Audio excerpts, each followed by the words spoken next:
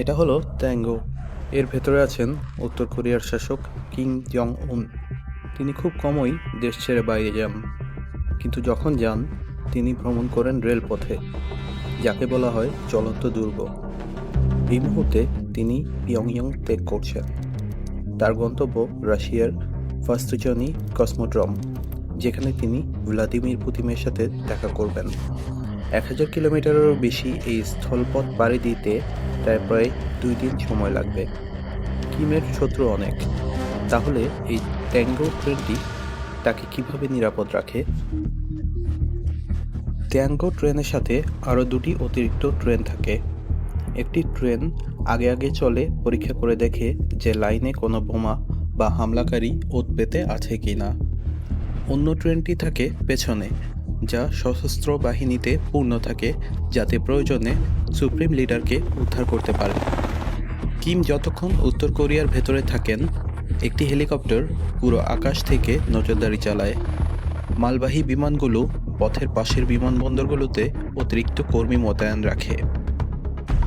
Tango ট্রেনের জানালাগুলো bullet proof এবং এর দেয়াল ও মেঝে বিস্ফোরণ সইতে সক্ষম। ট্রেনের বগিগুলোতে ভারী অস্ত্র থাকে, এমনকি আকাশপথে হামলা ঠেকাতে এতে বিমান বিধ্বংসী ক্ষেপণাস্ত্র, ট্যাঙ্ক বিধ্বংসী মিসাইল এবং 2 পাশে মেশিনগানও রয়েছে। সব প্রতিরক্ষা ব্যর্থ হলে পালানোর জন্য ট্রেনের ভেতর একটি হেলিকপ্টারও রাখা আছে।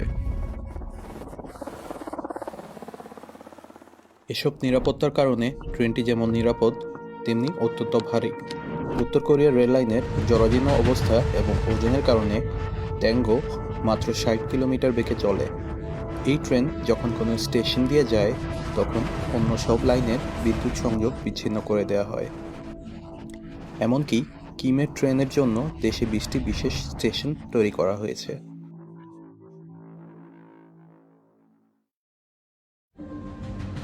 ধীরগতির কারণে কিমকে কয়েকদিন ট্রেনের ভেতরেই কাটাতে হয়, যেমনটা পুতিনের সাথে দেখা করতে যাওয়ার সময় হয়েছে।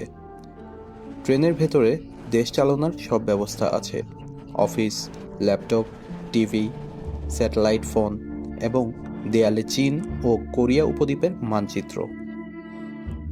ভেতরের সাজসজ্জা বেশ বৈচিত্র্যময়। সাদা ঘর, চকচকে কাঠের মেঝে, রঙিন সোফা এবং জেব্রা প্যাটার্নের কাপড়ের সিটও আছে। তবে ট্রেনের মূল আকর্ষণ হলো এর রেস্তোরাঁ। ট্রেনের ভেতরে কোরিয়ান, রাশিয়ান, চীনা, জাপানিজ এবং ফ্রেঞ্চ খাবারের সুস্বাদু সব আয়োজন থাকে। ভ্রমণের সময় কিম যাতে একঘেয়েমি বোধ না করেন, সেজন্য গায়িকারা তাকে ব্যক্তিগতভাবে গান গেয়ে শোনান।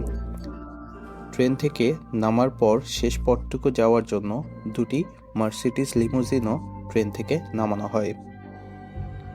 কিম পরিবারে ট্রেন ভ্রমণের এক দীর্ঘ ঐতিহ্য রয়েছে। কুমসুসান প্যালেসে কিম ইল সুং এবং কিম জং ইলের সমাধির পাশে তাদের ব্যবহৃত ট্রেনের মডেল রাখা আছে। কিম জং ইল বিমানে চড়তে ভয় পেতেন বলে জানা যায়, তাই তিনি ট্রেন পছন্দ করতেন। 2001 সালে তিনি ট্রেনে করে মস্কো পর্যন্ত 20,000 কিলোমিটার পথ পাড়ি দিয়েছিলেন, যা 1 মাস সময় নিয়েছিল।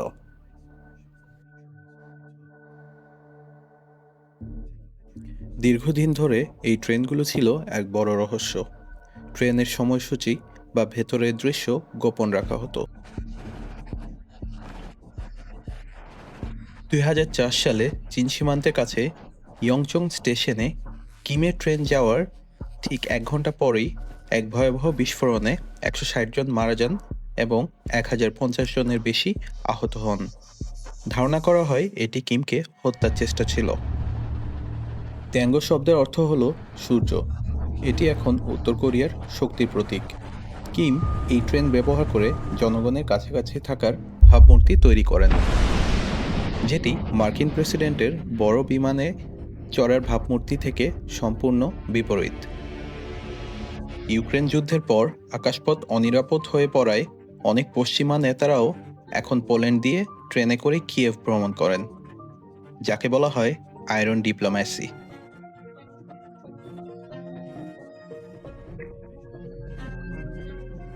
তবে ট্যাঙ্গো ট্রেনটি উত্তর কোরিয়ার একাকিত্ব বা বিচ্ছিন্নকেও তুলে ধরে।